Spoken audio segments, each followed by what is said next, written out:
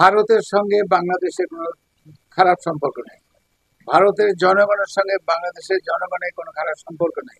এটা মোদী সরকারের সঙ্গে আমাদের খারাপ সম্পর্ক। Because Modi he is Butcher of কি বলে ওই জায়গাটা যেখানে ওনার বাড়ি, গুজরাট। ওর নামই তো দিয়েছে বুচার অফ গুজরাট।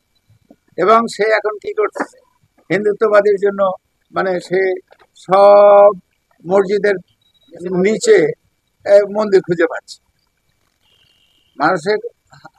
ইন্ডিয়ার মধ্যে ইন্ডিয়ার আমাদের বন্ধুরা হাসি ঠাট্টা করে, বলে দেখো তোমরা সবাই মাটির নিচে তেল খুঁজতেছো, গ্যাস খুঁজতেছো, কয়লা খুঁজতেছো, আর আমাদের সরকার মাটির নিচে খালি মন্দির খুঁজতেছে। এটা হিন্দুরাই বলে, আমাদের ইন্ডিয়ান বন্ধুরাই আমাদেরকে বলে। তো এইগুলো করার জন্য নেতৃত্বের ব্যাপারে কতগুলো ক্রাইটেরিয়া আছে। একজন লোক নেতা হতে হলে তার মিনিমাম 3টা ক্রাইটেরিয়া থাকতে হবে। একটা হলো তার social criteria, what is his background. দ্বিতীয় হলো তার এডুকেশনাল ব্যাকগ্রাউন্ড। তৃতীয় তার ফাইন্যান্সিয়াল ব্যাকগ্রাউন্ড। অশিক্ষিত লোক কিন্তু নেতা হতে পারে না। আর অর্থনৈতিকভাবে স্বাবলম্বী না হলে সে কিন্তু নেতা হতে পারে না। নেতা হতে হলে আপনাকে এক কাপ চা খাওয়াইতে হবে, এক কাপ চা খেতে হবে, গিভ অ্যান্ড টেক করতে হবে। তো মোদী সাহেব গিভ অ্যান্ড টেকের মধ্যে নাই। এটা তো স্বাভাবিক। আপনি একটা নিঃশ্বাস নেওয়ার আগে একটা নিঃশ্বাস ফেলতে হবে। একটা নিঃশ্বাস না ফেললে তো নিঃশ্বাস নিতে পারতেছেন না। এইটা কিন্তু মোদী সাহেব বোঝে না এবং তাকে বোঝানোর চেষ্টা করা হয়েছে।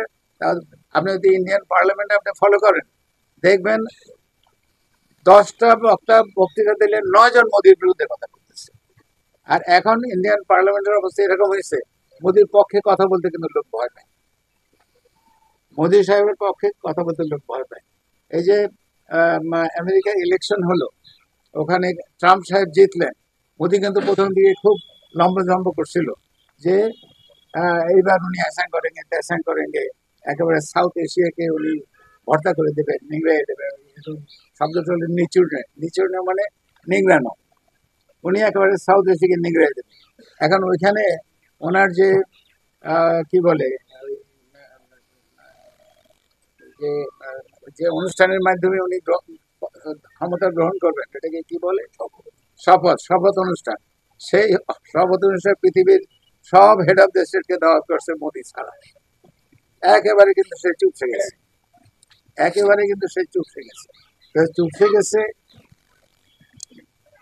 ওই যে 3টা ক্রাইটেরিয়া বললাম, background, social background, educational background, economic background. আপনি প্রাইম মিনিস্টার ছাড়া মোদী সাহেবকে চিন্তা করেন, he doesn't have a single one. এর একটা ব্যাকগ্রাউন্ডও কিন্তু তার নাই। 2 নম্বর, আপনি দেখেন সেই নেহরু সাহেবের আমল থেকে আজ পর্যন্ত এই যে 6টা রাষ্ট্র আছে ইন্ডিয়ার চারপাশে, পাকিস্তান, মালদ্বীপ, শ্রীলঙ্কা, বাংলাদেশ, নেপাল, ভুটান, মোটামুটি একটা ভালো সম্পর্ক ছিল। জিয়াউর রহমান এটাকে আরো শক্তিশালী করেছিল সার্কের মাধ্যমে। কিন্তু মোদীর সময় এই 6টা দেশের সঙ্গেই তো সম্পর্ক খারাপ। এই 6টা দেশের সঙ্গে সম্পর্ক খারাপ। বাংলাদেশের সঙ্গে সম্পর্ক ছিল শুধু আওয়ামী লীগের সঙ্গে অথবা শেখ হাসিনার সঙ্গে।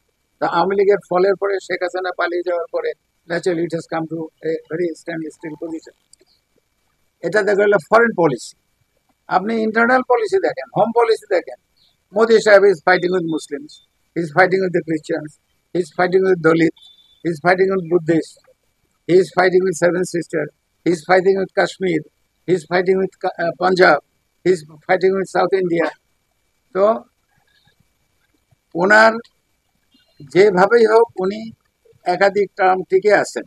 কিন্তু আপনি একজন অ্যানালিস্ট হিসাবে যে চুলচেরা হিসাব করেন, দেখবেন সে কোনো বিষয়ের দিকেই সাকসেসফুল না। আর অর্থনৈতিকভাবে ইন্ডিয়া কিন্তু আরো দুর্বল হয়ে গেছে। এটা ম্যাডাম খালেদা জিয়া অত্যন্ত দূরদর্শী সম্পন্ন মহিলা।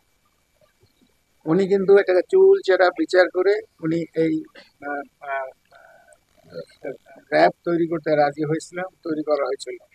ইনিশিয়ালি র্যাবের কর্মকাণ্ড এত সুন্দর ছিল, এত লিগাল ছিল, এত গ্রহণযোগ্য ছিল যে একটা এই সেলুনে বাচ্চা চুল কাটবে, জিজ্ঞাসা করছে কি রকম চুল কাটবা, র্যাবের মতো।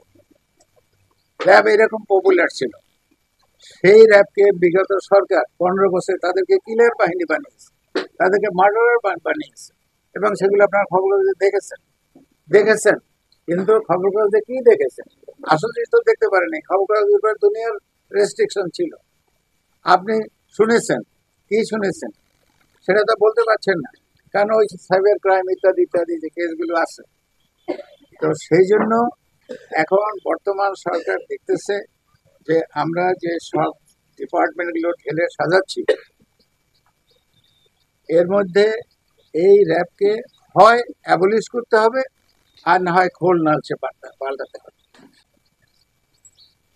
আমি হোম মিনিস্টার ছিলাম তখন, আমি সেই প্রস্তাবের সঙ্গে রাজি ছিলাম, র্যাব তৈরি করা হয়েছে। এখন যদি এটাকে সূক্ষ্মভাবে বিচার বিশ্লেষণ করে এটাকে ঢেলে সাজানো হয়, আমি তাতেও রাজি আছি। এটাকে যদি বন্ধ করে দেওয়া, আমি তাতেও রাজি আছি। দেশের মঙ্গলের জন্য যে ডিসিশন নেওয়া হবে, আমি তার সঙ্গে রাজি আছি।